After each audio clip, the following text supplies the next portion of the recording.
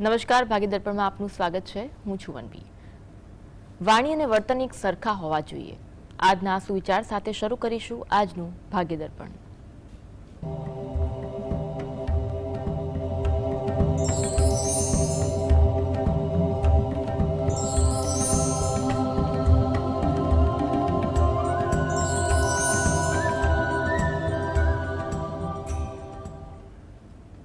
ભાગ્ય દર્પણમાં આપના પ્રશ્નોના નિરાકરણ અને રાશિફળ વિશે માહિતી અને માર્ગદર્શન આપવા આપણી સાથે જોડાયા છે જ્યોતિષાચાર્ય ડોક્ટર હેમિલભાઈ લાઠિયા. હેમિલભાઈ, સ્વાગત છે ભાગ્ય દર્પણમાં. નમસ્કાર. સૌથી પહેલા વાત કરીએ આજના પંચાંગ વિશે. તો શું છે આજનું પંચાંગ તે જણાવશો? આજે તારીખ 18/8/2025 સોમવાર, શ્રાવણ વદ દસમ છે 17-22 સુધી. મૃગશીર્ષ નક્ષત્ર છે 26-5 સુધી, પછી આદ્રા નક્ષત્ર છે. હર્ષણ નામનો યોગ છે અને વણિજ નામનું કરણ છે. આજની રાશિ છે વૃષભ, કે જેના નામાંક્ષર છે બ, વ, ઉ, જે 14 અને 39 સુધી છે. ત્યારબાદ મિથુન રાશિ છે, જેના નામાંક્ષર છે ક, છ, ગ. દિન વિશેષમાં જોઈએ તો આજે અમૃત સિદ્ધ યોગ છે સૂર્યોદયથી 26-5 સુધી, વિષ્ટિ 17-22 સુધી છે અને દગ્ધ યોગ છે 17-22 થી 30-23 સુધી. જી, હવે વાત કરીશું રાશિફળની. રાશિમંડળની પ્રથમ 3 રાશિ વિશે. મેષ, વૃષભ અને મિથુન. આ રાશિના જાતકોનો આજનો દિવસ કેવો રહેશે? મેષ રાશિ, કે જેના નામાંક્ષર છે અ, લ, ઈ. આજે આ રાશિના જાતકોને વિચારો વધુ આવે. કઈ ને કઈ બાબતે મગજમાં વિચારોની ગળમથલ રહે રાખે, જેને કારણે થોડીક માનસિક દ્વિધા પણ વધુ જોવા મળી જાય. ક્યાંક કોઈક જગ્યાએ ખોટો ઉશ્કેરાટ પણ આવી શકે, માટે શાંતિ જાળવવી, વિચારોને નિયંત્રણમાં રાખવા જરૂરી છે. વાતચીત દરમિયાન શબ્દ પર અંકુશ રાખવો, જેથી કરીને ઉશ્કેરાટમાં ખોટી રીતે ગેરવ્યાજબી શબ્દ પ્રયોગ ન થાય, કોઈ જગ્યાએ ઘર્ષણ ઊભું ન થાય, તેનું ધ્યાન રહે. થાકની અસર આજે તમારી દિનચર્યામાં વધુ જોવા મળે, જેને કારણે તમારે કામ કરવામાં ઉત્સાહ ઓછો, કામ ટાળવાનું મન વધુ થાય જેવી બાબત આજે તમારી દિનચર્યામાં જોવા મળી શકે છે. વૃષભ રાશિ, કે જેના નામાંક્ષર છે બ, વ, ઉ. આજે તમારા કામકાજમાં તમને વ્યસ્તતા વધી જાય. નાના નાના કામકાજમાં પણ તમને થોડીક વ્યસ્તતા રહે. સમયનો કોઈ જગ્યાએ વ્યય થતો પણ જોવા મળે. એમાં પણ તમારામાં સહકારની ભાવના રહે. તમે કોઈને સહકાર આપવા માટે તત્પરતા પણ બતાવો અને તમારા કામમાં પણ કોઈનો સહકાર મળી જાય તેવી વાત આજના દિવસે બનવા જોગ છે. ધાર્મિક પ્રભાવ આજે તમારી દિનચર્યામાં જોવા મળે. તમારા વિચાર, તમારા વર્તનમાં આજે ધાર્મિક બાબતોનો વાત વધુ જોવા મળે તેવું બની શકે. મિથુન રાશિ, આ જાતકોને આજે તેમના સગા, સ્નેહી, પરિચિતો સાથે મુલાકાત થાય, વાર્તાલાપ થાય. કોઈ જગ્યાએ ઘણા વખતથી મળ્યા ના હોય એવા મુલાકાતીઓ સાથે પણ મુલાકાત થાય, એમાં પણ સારી વાર્તાલાપ થાય, એનો તમને સંતોષ પણ જોવા મળે. ઉત્સાહ એકંદરે તમારી દિનચર્યામાં સારો જોવા મળે. વ્યવસાયમાં કોઈ સારી તક મળે, કોઈ જાણવા જેવી, શીખવા જેવી પણ કોઈ વાત બને તેવું આજના દિવસે સંભવિત છે. કોલર જોડાયા છે, પ્રફુલ્લાબેન જોડાયા છે. પ્રફુલ્લાબેન, જન્મ તારીખ જણાવશો? 27/5/1969. જન્મ સમય કયો છે?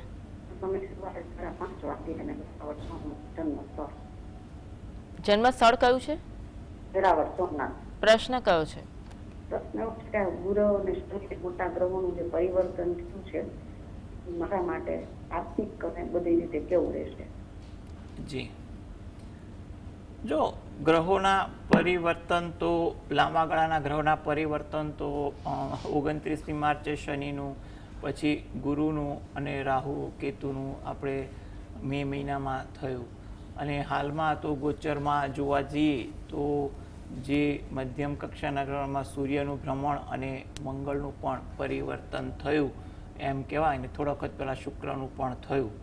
એટલે આ બધા ગોચરના ગ્રહોના ગણતરી મુજબ જોવા જઈએ ને તો એમાં એટલું કહેવાય કે તમારી જે વર્તમાન મહાદશા જે છે એને અનુલક્ષીને જો ગણતરી કરવા જઈએ ને તો તમારા માટે વર્તમાન સમય સારો છે તેવું કહી શકાય. એટલે તમારા કોઈ પણ કામકાજ હોય એ કામકાજમાં યોગ્ય માર્ગદર્શન સાથે કામકાજમાં ધ્યાન આપો તો તે આગળ વધે તેવું બને.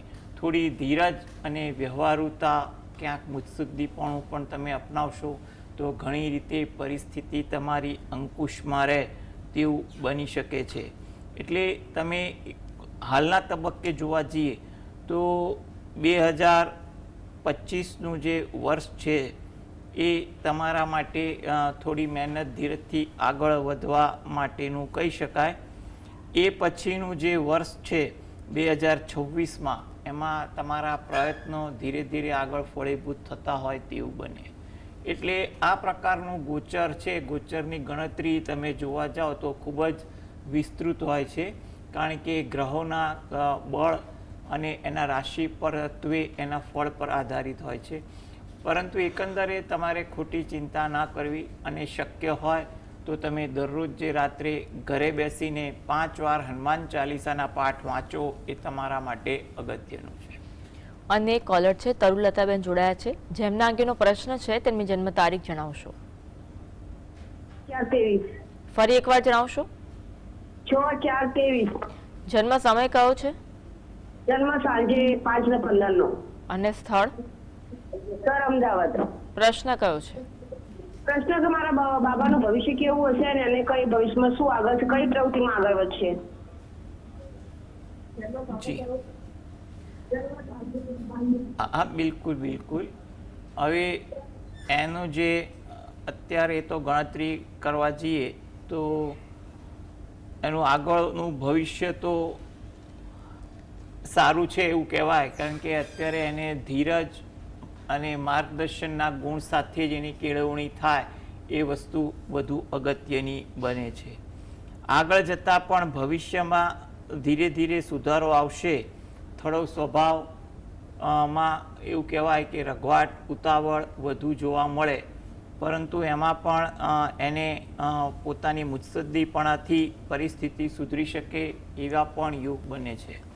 આ બાબતે તમે એના વતી તમે તમારા જે પણ આરાધ્ય દેવ હોય એની ભક્તિ કરો અને કુળદેવીને પ્રાર્થના કરો તો આગળ એના ભવિષ્યમાં એમના આશીર્વાદથી એ પ્રગતિ કરે. જયાબેન જોડાયા છે. જયાબેન જન્મ તારીખ જણાવશો. 16-10-72. સમય કયો છે? સવારે 7:15. અને સ્થળ કયું છે? સુરત. પ્રશ્ન કયો છે? હું ફ્રીલાન્સ એન્કરિંગ કરું છું. હવે હમણાંથી કામનો ફ્લો થોડો ઓછો થયો હોય એવું લાગે છે, તો ખાસ એ પૂછવું હતું કે કયા કારણોસર અર્નિંગમાં આ રીતે થાય છે. હા, જો હવે તમારે જે પ્રકારનો વ્યવસાય લક્ષી બાબતનો પ્રશ્ન જે છે એમાં તો જોવા જઈએ ને તો તમારી એકંદરે કારકિર્દીમાં આવા ઉતાર ચઢાવ તો કદાચ પાસ્ટમાં પણ જોવા મળ્યા હોય એવું લાગી રહ્યું છે. એટલે વર્તમાનમાં પણ જો તમે જોવા જાઓ તો ગોચરના ગ્રહો અને એના જે અંશ પર અંશનાત્મક ભ્રમણ થોડુંક કારણભૂત હોય એવું લાગે છે. એટલે બીજું કોઈ ચિંતા જેવું પ્રથમ દ્રષ્ટિએ લાગતું નથી. આ માટે તમારે ખાસ કરીને કારકિર્દીમાં ઉચ્ચ સફળતા મળે અને તમારામાં કુંડળીમાં કંઈ પણ પ્રકારના જે ખરાબ દોષ, એટલે આપણે જેને કહીએ નકારાત્મક દોષ હોય એમાં રાહત મળે તે હેતુથી તમે ગજેન્દ્ર મોક્ષના પાઠ વાંચો અથવા સાંભળો એ જરૂરી છે. એ ઉપરાંત ગુરુવારના દિવસે મહિનામાં એકવાર કે અઠવાડિયામાં એકવાર નજીકના શંકર ભગવાનના મંદિરે દર્શન કરવા જઈ ત્યાં આગળ શંકર ભગવાન પર જળ અભિષેક કરી પ્રાર્થના કરો અને 12 પીપળાના વૃક્ષને જળ વડે સિંચન કરી પ્રદક્ષિણા ફરો એ તમારા માટે અગત્યનું છે. તમારી કુંડળી મુજબ ગણતરી કરવા જઈએ તો એવું કહેવાય કે કદાચ એકાદ મહિનામાં પરિસ્થિતિ સુધરે એટલે ઓક્ટોબર ઓનવર્ડ્સ તમારા માટે કોઈ સારી તક ઊભી થતી જોવા મળે તેવું લાગી રહ્યું છે.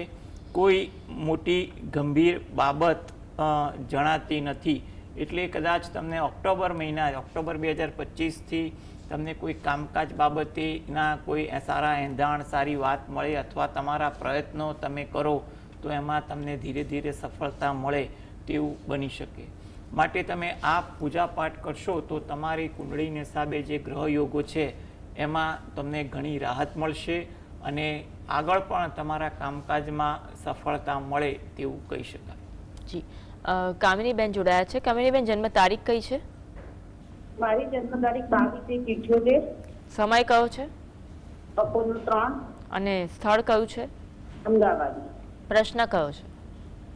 મારા છે ને માનસિક આમ બહુ જ રહે છે ટેન્શન અને આમ ગરમ થઈ જઉં છું અને આર્થિક બધી રીતે બહુ જ તકલીફ પડે છે અને આ જેની આ ઘરમાં આવી છું ને તેની તો બહુ જ તકલીફ પડે છે પૈસાથી બધી જ રીતે. જી, જો તમારો પ્રશ્ન જે છે એ મુજબ એટલું કહેવાય કે તમે હાલ જે તમારો સમય જે છે એ 2025 થોડી ધીરજ રાખવાનો છે તેવું કહી શકાય. આગળ જતાં 2026થી પરિસ્થિતિ ધીરે ધીરે સુધરે એટલે એમાં પણ તમારે ધીરજ રાખવી જરૂરી છે. બીજી વસ્તુ કે તમે કહો છો કે જે ઘરે રહેવાયા ત્યારથી એવું છે એટલે એવું કોઈ બાબતે નકારાત્મક વિચાર ના કરવો.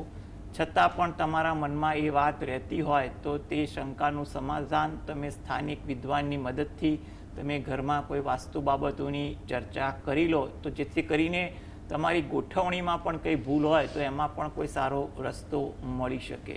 એટલે ઘણીવાર ઘરમાં વાસ્તુ મુજબ થોડી ગોઠવણી કરવાથી પણ રાહત થતી હોય છે. તે છતાં તમે દરરોજ જે સાંજે ઘરે સુંદરકાંડના પાઠ તમે સાંભળો અથવા વાંચો એ જરૂરી છે. જો દરરોજ જે શક્ય ના બનતું હોય તો અઠવાડિયામાં 2 દિવસ પણ તમે સુંદરકાંડના પાઠ વાંચવાથી અથવા સાંભળવાથી તમારી પરિસ્થિતિમાં ધીરે ધીરે સારો સુધારો થતો જાય તેવું બની શકે. આર્થિક બાબતોમાં પણ જો યોગ ગણતરી કરવા જઈએ તો એના માટે પણ તમે દરરોજ જે સવારે ઘરે બેસીને નારાયણ કવચના પાઠ વાંચો અથવા સાંભળો એ તમારા માટે અગત્યનું છે. તદુપરાંત તમને જ્યારે પણ અનુકૂળતા હોય અઠવાડિયામાં એકવાર મહિનામાં એકવાર નજીકના મંદિરે દર્શન કરવા જઈ ત્યાં પીપળાના વૃક્ષને જળ વડે સિંચન કરી પ્રદક્ષિણા ફરવી જેથી કરીને તમારા પરિસ્થિતિમાં ધીરે ધીરે સારો સુધારો આવે. થોડી ધીરજ રાખજો. કંઈ પણ બાબતે કોઈ વિષયનો નકારાત્મક વિચાર ના કરતા ભક્તિ પર ધ્યાન આપશો અને તમારા કામકાજમાં મહેનત કરશો તો પરિસ્થિતિ સારી રીતે સુધરશે. જી, કોલર છે શૈલેષભાઈ જોડાયા છે. શૈલેષભાઈ, જન્મ તારીખ જણાવશો? જન્મ તારીખ મારે મારા સન માટે વાત કરવાની છે. 8/11/2001. સમય કયો છે?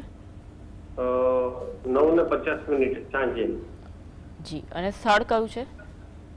લુણાવાડા. પ્રશ્ન કયો છે? હવે એને જન્મ કુંડળીમાં એને મંગળ છે કે નહીં અને એના નિવારણ હોય તો મંગળ એના નિવારણ માટે શું કરવું એમ, એના માટે જે છોકરી છે એ મંગળવાડી જોઈએ કે પછી કેમનું કરવું એમ, અને એના ફ્યુચર એનું શું કે છે એમ. જી, જો તમે એક સારો અગામ ચેતીવાળો પ્રશ્ન પૂછ્યો. તમને એક વસ્તુ ખાસ સમજાવી દઉં કે કુંડળીમાં મંગળ હોય એ વસ્તુ ખરાબ જ હોય એ વસ્તુ માનવી નહીં. આજના જમાનામાં ઘણા માંગલિક કુંડળીવાળાનું મનોબળ એટલે કે વિલ પાવર પણ ઘણો મજબૂત થતું જોવા મળે છે, જે આજના જમાનામાં એક જરૂરી પણ બનતું હોય છે. એટલે મંગળ હંમેશા નકારાત્મક ફળ આપે તેવું જરૂરી નથી. બીજી વસ્તુ શું છે કે તમે લગ્ન વિષયક બાબત વાત કરો છો તો ખાલી લગ્ન વિષયકમાં મેચમેકિંગમાં મંગળ શનિ જોવાતા નથી હોતા.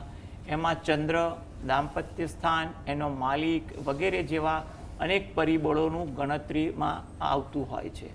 એટલે એક તબક્કે ખોટો વિચાર ના કરો. જ્યારે પણ તમે કોઈ છોકરી સાથે લગ્ન વિષયક વાતચીત ચાલે ત્યારે સંપૂર્ણ રીતે મેચમેકિંગ તમે રહો છો એની નજીકમાં કોઈ સ્થાનિક વિદ્વાન હોય એને બતાવી ચર્ચા કરો. ખાસ બંનેના ચંદ્ર ક્યાં છે, ચંદ્ર રાશિમેળ કેવો છે વગેરે જેવી બાબતોનું પણ તમે બારીકાઈથી અભ્યાસ કરશો તો એ વસ્તુ તમારા માટે સારી રહેશે.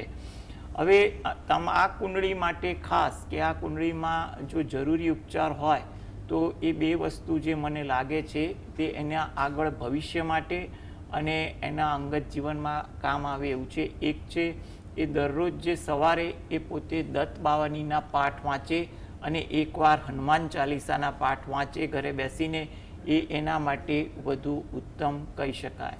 આગળ પણ ભાગ્ય ફળ સારું છે એટલે થોડી ધીરજ રાખી પરિશ્રમ કરશે તો ચોક્કસ સારું ફળ મળે તેવું આપણે કહી શકીએ. જી, દીપકભાઈ જોડાયા છે. દીપકભાઈ જન્મ તારીખ જણાવશો? 9/11/2002. જન્મ સમય કયો છે બપોરે 12:30. અને સ્થળ? નવસારી. પ્રશ્ન કયો છે? જી, કોમ્પ્યુટર એન્જિનિયરિંગ થી પ્રાપ્ત કરી પરંતુ તે પ્રમાણે નોકરી નથી મળી, તો તે ક્યારે મળે ને લગ્ન યોગ ક્યારે? જી, જો તમારી શૈક્ષણિક લાયકાતની નોકરી માટે તમે હાલ પ્રયત્ન કરો અને તમારા માટે આ 2025 આશાસ્પદ છે. એટલે તમે 2025માં તમે કોઈનું માર્ગદર્શન ભલામણ થકી તમે તમારી શૈક્ષણિક લાયકાત મુજબની નોકરી અંગે પ્રયત્ન કરો. કોઈ ઉતાવળ રઘવાટ ના કરતા, કારણ કે તમારા પ્રયત્ન તમને 2025માં પણ ફળીભૂત થઈ શકે છે ને આગળ પણ ફળીભૂત થઈ શકે એવા છે. એટલે એવી કોઈ ખોટી ચિંતા તમે કરતા નહીં. નોકરી મળી જાય એવું લાગી રહ્યું છે. અને આ હેતુથી તમે દરરોજ જે સવારે ઘરે બેસીને ગાયત્રી ચાલીસાના પાઠ વાંચો એ તમારા માટે જરૂરી છે.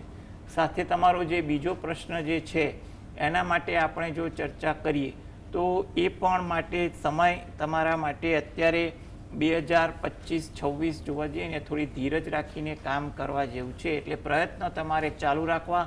એ પ્રયત્નમાં કોઈ વ્યવહારુ અભિગમવાળી વાત બની જાય તો આગળ કોઈની સલાહ લઈને આગળ પણ વધુ ઈચ્છનીય બને છે. વધુ પ્રબળ યોગ તમને 2026ના મધ્ય પછી દેખાઈ રહ્યા છે અને 27 ઘણા સારા છે. એટલે એવી કોઈ ચિંતા તમે કરતા નહીં. પ્રયત્ન અને ધીરજ રાખો. આ હેતુથી તમે દરરોજ જે સવારે તમારા કુળદેવીને ઘરે 2 હાથ જોડી પ્રાર્થના કરો. તમે રહો છો એની નજીકમાં કોઈ માતાજીનું મંદિર હોય તો ત્યાં મહિનામાં એકવાર કોઈ પણ એક તિથિની આસપાસ દર્શન કરવા જઈ માતાજી સમક્ષ 2 હાથ જોડી પ્રાર્થના કરશો તો તમારું આ કાર્ય પણ માતાજીની કૃપાથી સારી રીતે સંપન્ન થઈ જશે. જી, સ્મિતાબેન જોડાયા છે. સ્મિતાબેન જન્મ તારીખ જણાવશો? 2015. ફરી એકવાર જણાવશો? 7 ઓગસ્ટ 2015. જન્મ સમય કયો છે રાત્રે 7:59. અને જન્મ સ્થળ? અમદાવાદ. પ્રશ્ન કયો છે? અમારે બ્રાહ્મણ ડોક્ટર છે ને એ થોડી રમતિયાળ બહુ છે અને ભણવામાં થોડુંક અત્યારે તો ઓછું છે અને થોડો ગુસ્સો આવે છે એને. ભવિષ્ય કેવું રહેશે? જુઓ,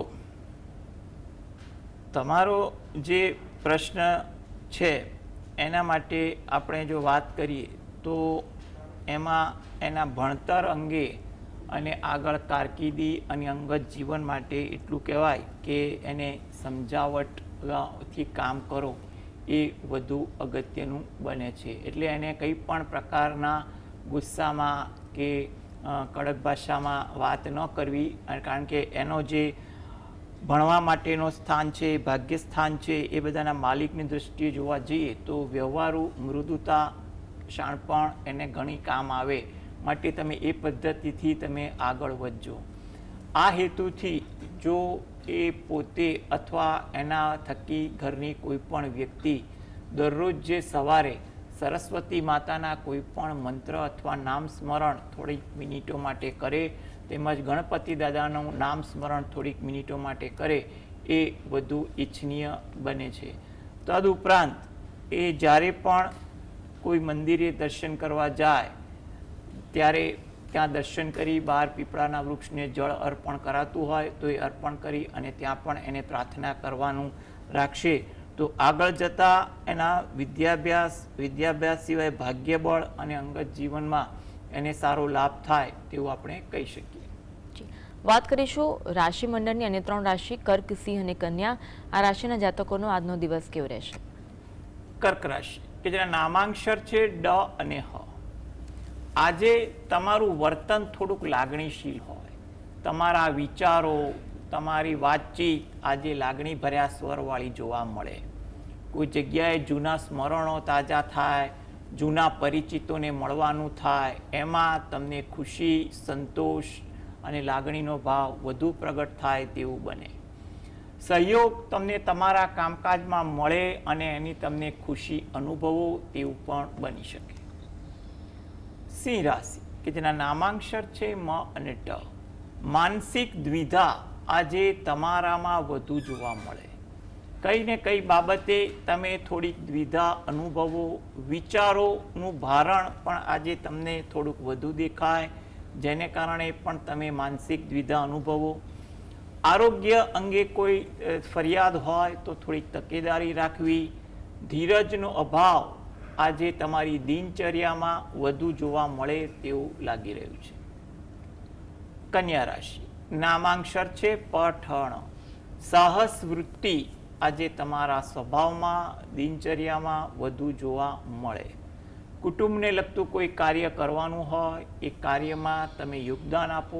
પ્રત્યક્ષ કે પરોક્ષ રીતે યોગદાન આપી તમે સંતોષની લાગણી પણ અનુભવો. સહકર્મીને તેમના કામકાજમાં સહયોગ આપી થોડાક પ્રોત્સાહિત કરો તેવી પણ કોઈ વાત બની શકે. જી. જાગૃતિબેન જોડાયા છે. જાગૃતિબેન, જન્મ તારીખ જણાવશો? હા, જય માતાજી દાદા. જય માતાજી. એ મારા બાબા વિશે મારે પૂછવું છે. જન્મ તારીખ? નામ છે ઉદયરાજસિંહ.